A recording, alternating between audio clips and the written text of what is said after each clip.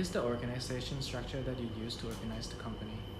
The organization structure is top down from the top management and divided into the departments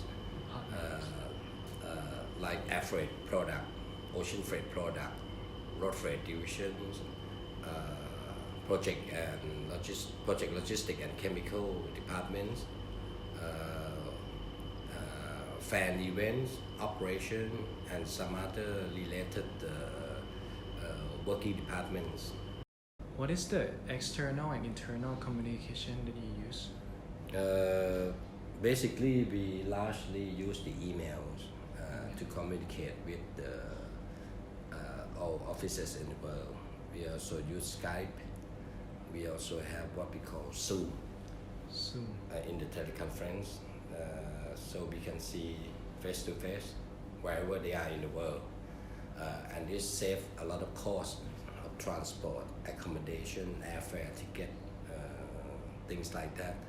So we do have a lot of teleconference with a lot of agencies. Sometimes 10, 20, 30 people in one time. We use the telephone, and locally we also use the network of the mobile phone operators to call among ourselves without having to pay additional charges. So a lot of communication tools that we have been using, not just emails. But mostly emails, right?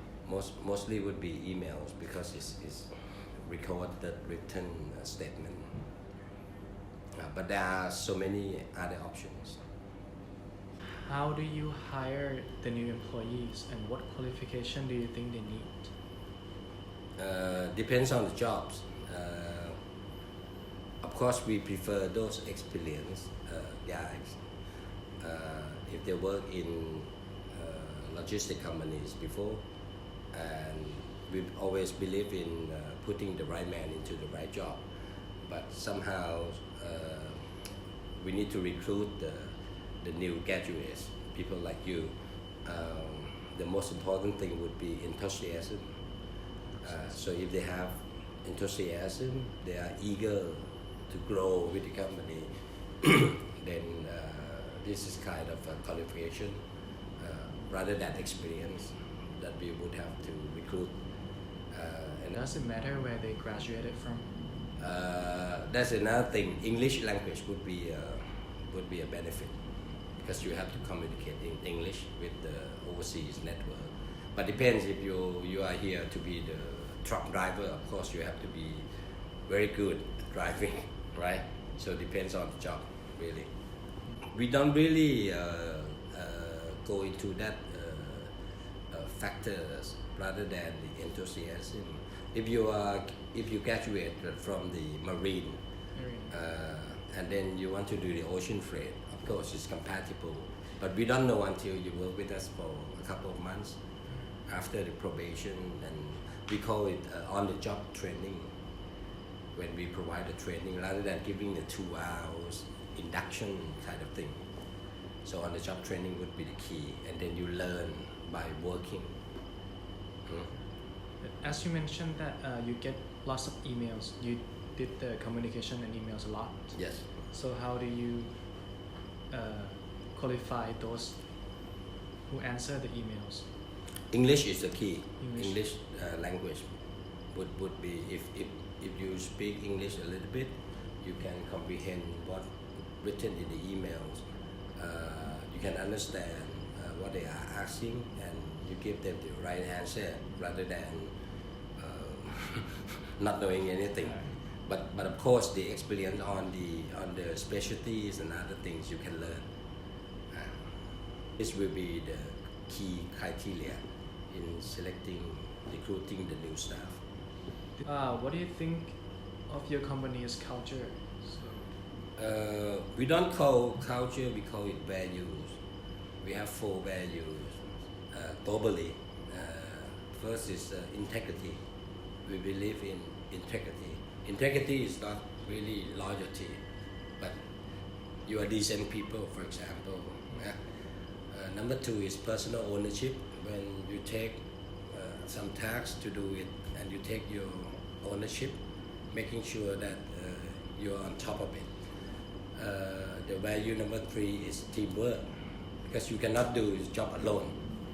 Sending one thing from one point to another point, you involve hundreds of people. For example, so teamwork is the key, and the last value is excellence. You tend to do it. We call it, for example, operation excellence, trade plan excellence, sales excellence. Everything must be in the excellence. That means all things you have done, there's still a loophole for you to improve. If there is no room for improvement, it means perfect. But nothing is perfect in this world. So there are always room for improvement. These are all what we call the 4 values in agility. How do you manage your employees? What do you mean by manage employee? So like you said that you have lots of employees, like hundreds. So how do you control them? Vertically depends on which department and depends on the job. For example, if you're a truck driver, the KPI, SOP, standard operating procedure and all the things, they don't speak English, do they? The truck drivers, so maybe a little bit, but so the coaching from the department managers or directors have to be in another way. For those executives and those managerial level, staff level, clerical level, and they have to do a lot of English communication. Then the managing the employees would be in another criteria. They have a lot of KPI and SOP as well, but they have to understand English, comprehend English, and be able to communicate effectively. Then we have, for new staff, for example, we have the probation period of 4 months, and then we have the annual review. Lately, we have the staff appraisal through the software program called PeopleSoft. So employee can input, evaluate themselves, and then let the manager review and then agree or add some other comments before escalate to the next level. This is how we briefly manage our employees. How many languages that you use in the company, and do you have any obstacles communicating in another language?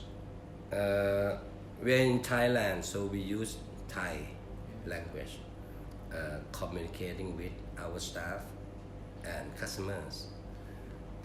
We use English when we communicate with overseas customers or foreign customers based in Thailand.